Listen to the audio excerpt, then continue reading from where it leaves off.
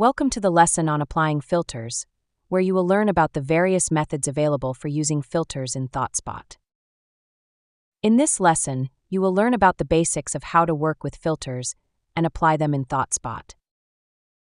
You will learn how to apply individual or bulk filters, how to layer in additional values, and how to adjust and remove filters as necessary.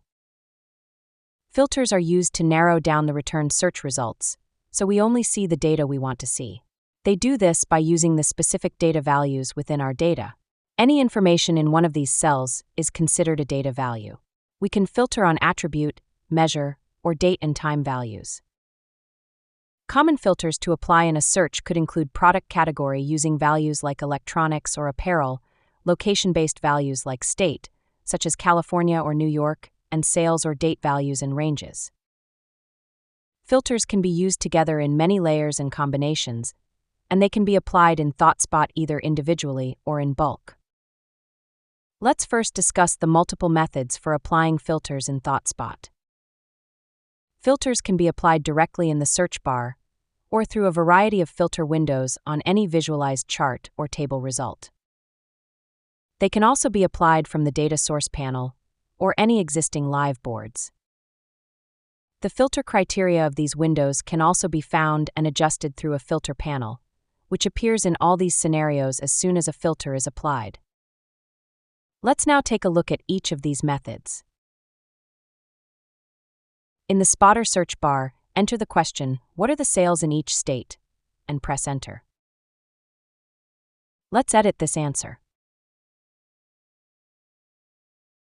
The map displays all states in which sales have been registered and the total sales for those states. Now, let's say we want to filter this to look at a specific state. In the search bar, type in the name of the state. In this case, let's use California.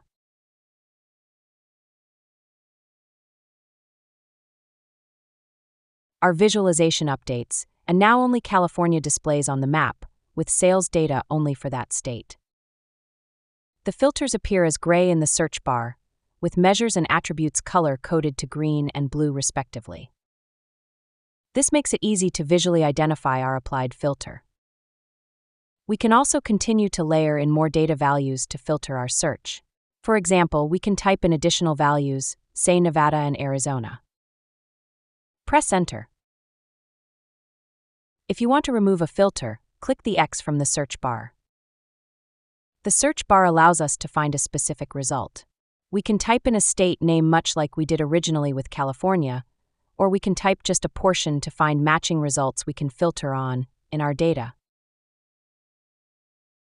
Notice that when the filters were applied, a dynamic filter panel appeared below the header. Clicking the filter opens a filter window where they can be changed either individually or in bulk.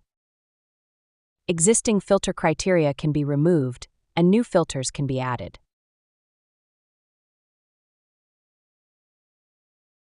We can select all options or clear them.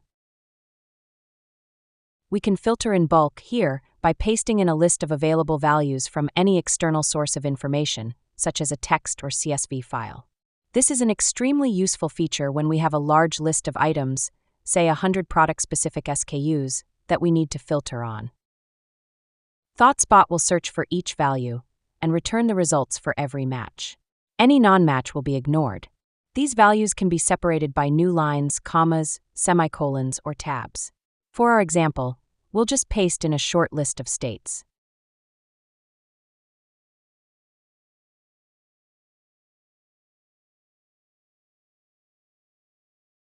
The matches are found, and results are returned.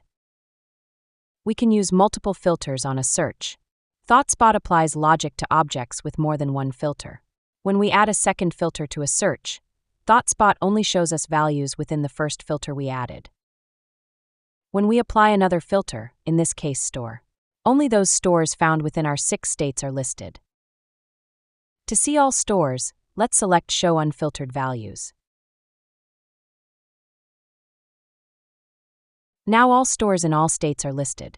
However, conflicts can arise here.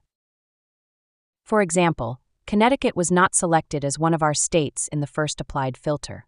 If we now choose to include the store located in Connecticut, No data is returned because this store is not found in any of the states selected in the state filter. However, if we change our filtering criteria, or simply remove one of the conflicts, we again see the data that matches our filter criteria.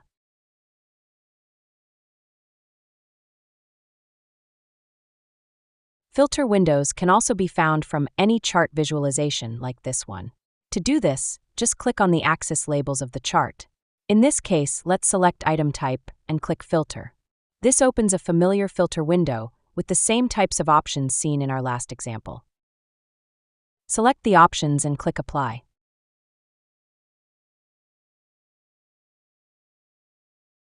The visualization updates to show the filtered results. Now that we've looked at the chart view, let's see how to filter from a table. From our visualization here, we'll click here to toggle over to Table View.